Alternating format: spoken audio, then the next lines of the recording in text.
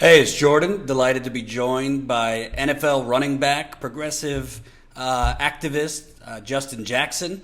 I've been talking to you on Twitter, but now I get to talk to you in real life. I'm just going to start with the obvious. We haven't seen anything like what we're seeing in America, possibly since MLK's assassination. New York now has a curfew tonight, which might lead to worse things. Obviously, Los Angeles, where you play for, has had a lot of protests and some violence. What's your initial thoughts? Obviously, this isn't only about George Floyd, Right. but why do you think this particular murder of a black man has led to what we're seeing around the country?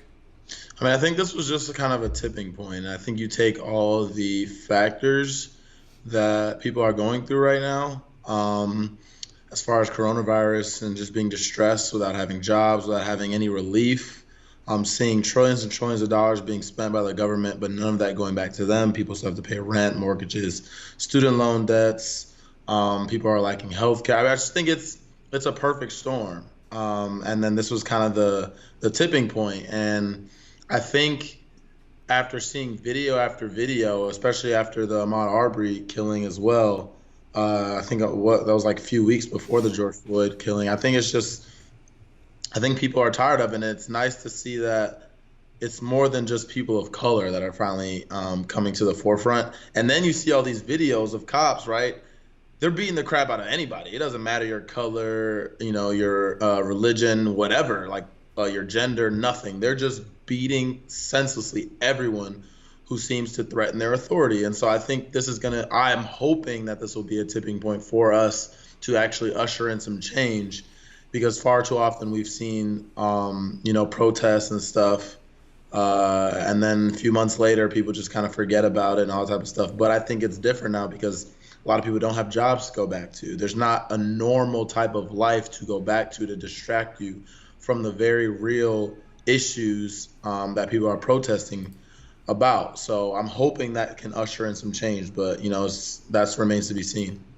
And it's interesting because I've always said we live in the United Corporations of America. Our government just fetishizes business. Yep. Business can do no wrong. We have to bend over backwards to give business subsidies and tax breaks, and basically let them rule the government. But we also fetishize police in this country, to the point where I think even under a black president, now obviously under whatever you want to call this president, they feel like they basically could operate with total immunity. Right. It's not just the George Floyd video, but I mean, we've seen police the last few days. Just like I just saw a protester was on the ground, he just kicked her in the face. In the face, right? No threat to the police officer. We've seen police officers just charging protesters who weren't even up in their grill. I saw in New York City, it looked like two police officers were making like white power signals with their hands. What do you think? Obviously, as a black man, there's the police violence, but also this psychology among, not every single police officer, but a lot of them, that, it's this testosterone fueled, power complex that, for most of our history, our country has enabled. Yeah, yeah, you're right. We have fetishized the police, and I think we were really propagandized into believing that the police were there to protect and serve us, the people, right? And I think it's come to a point where people are finally starting to realize that as a whole, as a general population, the police are not there to protect and serve us, but they're there to protect and serve themselves and their corporate bosses, right? And so when you see, cops walking up to, I saw a video of a cop walking up to a guy just walking, and then he pushes him, the guy falls, and then he just starts dragging him. What is that? That's not regular human behavior, right? That's someone who has something messed up in his head with a power complex where he wants to inflict pain upon others. And we give those people a badge and a gun, and then we give them immunity from their actions, right? When you see police killing after police killing after police killing of unarmed black people go unpunished for years, for decades, right? You are ushering in an atmosphere of police culture where they can do whatever they want and they don't have any fear of repercussions, right? That's why you have laws in place, right? Of course, humans have free will, but you hope that those laws that you put into place are going to keep people, restrict people in their mind from doing that because they know there's a consequence of their actions. Well, the police don't have that right now, right? They know they can kneel on someone's head, on someone's neck for 10 minutes, and if the guy dies, oh well, right? He's saying, I cannot breathe. You're going to kill me. And the cop sees people are filming him, yet he doesn't care because he knows there will be no consequences from him. If he'll even be charged, he knows he'll get off, right? And so that is where the culture of police are today. You can say not all cops are bad, right? But when you see these videos of 50 cops, right? And even if there's one or two cops in there brutalizing someone, the other cops are not stopping them. Therefore, you are complicit, right? If that was a court of law, you're an accessory to that crime because you are doing nothing to stop it. And so that's where people like myself, people that come from the communities that I come from, and I think a lot more people are starting to see that this is the way cops behave, right? And if we're getting them doing it on camera, what are they doing when cameras aren't on? It's hard to even imagine what they could possibly be doing. So that's where I think people all over the country, even in the suburbs of the suburb I came from, I know there's people that were out protesting in the suburbs. Like that's where I think this is different. This is not just happening at the focal point of where the incident happened in Minneapolis. Obviously, it's happening there too, but it's happening all over the country and even in the suburbs. So I'm hoping that this can be the mass movement that we need to actually usher in some type of change, not only like law-wise, legislation-wise, but also just in the minds of Americans where even people on the right are saying, no, this is a problem, right? This is an actual problem that needs to be fixed in our country. And I think there's another element. Obviously, we saw the video, but it's what happens before the video. Before that, you see a lot of these cases, and I've been all over the country. I mean, for basic things like pulling over a black man for, I don't know, suspicion of weed or pulling over, speeding, whatever. It's not one cop that comes. They come with the cavalry. Yes. Where, because there's this just built-in racism, not just in police departments, but in America, that I don't know how you really, you can't legislate racism, but there's police officers are trained basically to look closer at your communities, to feel more of a threat from your communities. And no wonder then people, run because what do? You stand there and get shot, or you run? The other element is, it's not being talked about right now, the economic violence towards black people, which I've talked to many activists about, because a lot of these communities, because of the de-investment, never really lifting black people into what was the middle class, you have deteriorating conditions. What do you think in terms of basically just the police psychology that black people are a threat? What can you really do about that? Yeah, man, that's where I think you need to have a foundational change within policing in America, right? And I don't think it's an easy solution, but it's something, just because it's not easy doesn't mean we shouldn't embark on it, right? And I think there's no clearer picture of the psychology of police than you see now. Things are being ruled unlawful protests, whereas weeks ago, when people were at government buildings armed to the teeth with automatic AR weapons, you see cops there without even their full tactical gear on, and they feel no threat at all. They're not throwing they're not shooting rubber bullets, they're not throwing tear gas, nothing. They're just standing there letting all these crazed white folks who just want to go get a haircut or go to the tanning salon or whatever, they're just with guns, they're just letting them yell at them, whatever, with no repercussions or no recourse, right? But then you see people, black people or people of color, even white people all together kneeling, and then you see a cop walk over, push somebody, and then just spray mace in their face. Like that's the two Americas that people like myself feel like we're living in. And so I think it's there's a light shined on it right now that a lot of people, I don't think, saw because of maybe they didn't want to see it or whatever. I don't know why, because I think it's been apparently obvious for so long. But when we've tried to peacefully protest for so long and we haven't been heard, I think is when you get, the protests like we're seeing now, where most of them are peaceful, but then you get some outside agitators, and then we've seen maybe some undercover cops going in and trying to spark up these narratives of it's just black people out there looting and all type of stuff, when that's not the case.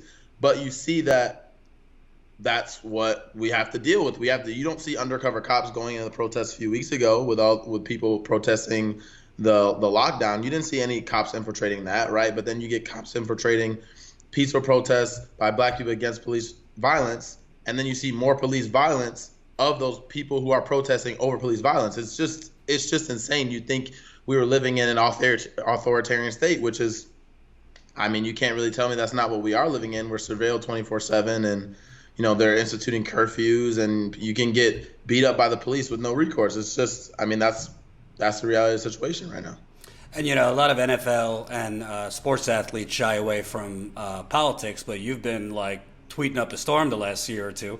I mean, I don't see great options for the electorate right now. You could say Trump's worse because he's just an out and about, racist. And right now, I mean, based on the audio we heard today, he's basically like inciting the police and governors to just beat them up, get tough. Right. Dog whistling. He quoted George Wallace the other day, then pretended he didn't know what that was. But on the other end, you have the guy who wrote the crime bill, which did a lot to actually create this police militarization. Right. And he's throwing out the same platitudes we've heard forever, which is, we need to have a conversation. Right. I don't think we need a conversation. I think we need to, what do you think? I mean, obviously, whoever wins is not going to transform this, but it's kind of a pick your poison at this point. Yeah, I mean, I think when you get a Biden, right, I mean, obviously everyone knows who Trump is and how bad he is and whatnot, but then you get the other alternate option is the guy who just said that we need to train police to shoot him in the leg and not the heart today. So, and then a few weeks ago or whatever, he's saying you ain't black if you don't vote for me. So this is America in 2020, right? This is the situation we're in, and I think it's hard to tell black folks or anybody really to vote for Joe Biden when he said out of his mouth that there will be no fundamental change happening with his presidency. He really wants to bring us back to the same situation that brought us Trump, which was, neoliberalism, moderate Republican policies that are, framed as some type of lefty social democrat type policy, when in reality it's just giveaways to corporations and banks. And, but like you said, he's really the architect of the situation we see with the police right now. So why should I go in and vote for somebody who has architected this and at the same time has no, he feels no shame about it. He's defended it. He won't apologize for it. So that tells me that he doesn't identify what he did as a problem, which means that he is liable to do something very similar like that in the future. So I don't know how you can ask me in good faith to vote for that. And I think there is an argument to be made that the quiet, neoliberal racist like Joe Biden, segregationist like Joe Biden, is really just as dangerous because they really stoke up the tensions under the surface, and then you get someone like Trump who does it overtly. But if he did it and those tensions weren't already there, it wouldn't be as, it wouldn't be as successful. It wouldn't hit home as much as it does. But because people like Biden have kind of stoked those tensions for years and years with actual legislation that harm black and brown communities, then someone like Trump wouldn't be as effective, probably wouldn't even be president today. I think there's another element that doesn't really get talked about, and frankly, I thought Bernie should have brought this up a lot more, among other things he should have brought up. Right. Biden and the Democratic Party, their servitude to Wall Street, right? Well, who does Wall Street prey on the most? I mean, look at the 2008 financial crash. Yep. Black people got foreclosed on more than anyone else. Those bankers doing the predatory loans, they were going into black and brown communities, scamming, the most vulnerable. You look at payday lending, which a lot of Democrats, I mean Republicans too, get a lot of money from that industry. They're targeting the poor and black. And it's this topic isn't like as sexy as the crime bill, but I mean Biden's doing virtual fundraisers with the who's who of Wall Street, and how they thrive is by keeping the poor and the black and the brown poor. So that has to. It's not just reforming the police, but it's really doing something to give everyone the same opportunity, which the Democrats, if they're in bed with Wall Street, you cannot do that. Exactly, and in all the reporting you've done in Flint and everything, right? You know that same thing wouldn't have happened in Bloomfield Hills in Michigan, right? These things don't happen in those type of communities. They happen in communities that are poor and low income, and mostly communities of color. And then you get politicians like Joe Biden who go in there and act like they can speak your language and they're all cool with you and everything, and then they go into the halls of Congress or the White House and they legislate against you, and then they code it as, oh, I'm helping you, I'm giving you a crumb here, but at the same time they gave all the money to the corporations who went out the back door and stole all of it from you, right? So the real looting that happened, I mean, it's been going on for decades, right? And Joe Biden is really, kind of at the top of that system. And then he brands himself as middle class Joe, right? Or middle of the country Joe, whatever he wants to say, when in reality, he was for NAFTA, right? He was, he's for the Patriot Act. He's for the Iraq War. He's for the bank bailouts. He's for repealing things that lead to the, Glass-Steagall and stuff like that lead to the crash. So he's for all these things that hurt disproportionately black and brown people. But then he wants to say that he was the vice president of a black president, so therefore he is entitled to a black vote, which I think a lot of people are starting to see. I mean, that's just plain bullshit, and people aren't falling for it anymore. And a lot of people are starting to realize that Ferguson happened under Obama, Flint happened under Obama, all these things happened under Obama. So just because you have a black person in the president does not mean and as the president does not mean that he's actually out there fighting for black people, for our communities, right? Our communities were still hurt during his 8 years of his 8 years in office, and that's why I think a lot of people didn't come out for Hillary Clinton, because they didn't believe the bullshit that the Democrats were spewing anymore. And my last question, don't want to get you in trouble. You got to make a living, but we gotta look at the NFL. I mean, Commissioner Goodell came out, kind of your vanilla statement. The NFL family is greatly saddened by the tragic events across our country. The protesters' reaction to these incidents reflect the pain, anger, and frustration that so many of us feel. I mean, straight up, literally everything that's going on right now is why Colin Kaepernick has been banished from making a living. A huge sacrifice, and this is what he was trying to do. And Colin Kaepernick has had his career stolen, basically. NFL, I mean, it's the most profit-driven and profit-earning league in the world. It has incredible cultural influence. It doesn't seem to me as having that responsibility. It seems to me a lot of empty talk coming from the NFL. Yeah, so what I've been happy to see is a lot of players that are speaking out. A lot of players are saying this is what Colin Kaepernick was trying to stoke the consciousnesses of the American people, that, look, this is a real issue within our community. And he tried to do it peacefully, and look what happened to him, right? So I think a lot of people are trying to say, look, when black people have tried to peacefully protest, we are constantly ignored. They say, oh, I like, your end goal. I like what you're talking about. I just don't like the way in which you're doing it. Well, what do you mean? He's exercising his First Amendment right to peacefully protest, right? And so when you say, oh, I don't like that way of doing it, and then people start doing what we're doing now, and they say, well, we don't like that way of doing it either, then what do you want, right? We know you'll never be satisfied with how we're trying to get you to wake up to how we are being treated in this country and why we want change, right? And so that's where I feel, I mean, obviously, I'm hoping that he feels very vindicated right now. He continues his fight, and a lot more people join in on his fight because this is something that is real.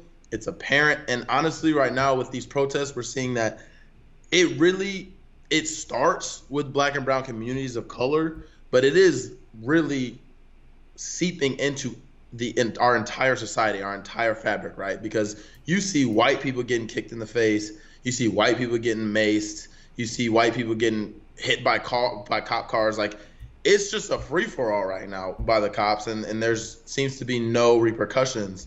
And so I'm hoping that this can be something where a lot of people on the left and hopefully people on the right too can come together and say this is enough. Like, we're done with this, and hopefully maybe people be like, look, I see what Colin Kaepernick was talking about, and I apologize because he was right. You know, I think that's very hard to come by nowadays, but it's the truth. And so I'm hoping that he can feel vindicated in that, and we can continue to fight on that front that he kind of didn't start, but he definitely made, just bigger and more apparent to a lot more people. And by the way, anybody with eyes that watched his tryout, I mean, he's got an arm better than half of the backup schmoes I've seen, including for the New York Jets, which don't even get me started. So thank you, Justin. Unbelievable talent. So there's no doubt that he should be playing. Thank you, Justin. Everybody check him out. Must follow account on Twitter, J_manprime21. I particularly liked your near tandon, that infamous exchange. So, well, I got blocked real quick. So yeah. All right, man. Look forward to it, and we'll stay in touch. All right. Appreciate you, Jordan. Bye-bye. Hope you enjoyed that last video. Hop on over to statuscoup.com where you can sign up for our email list and become a member for as low as $5 to $10 a month. Membership is how we grow. That's statuscoup.com/join. And remember, join our email list so we can grow the revolution with you.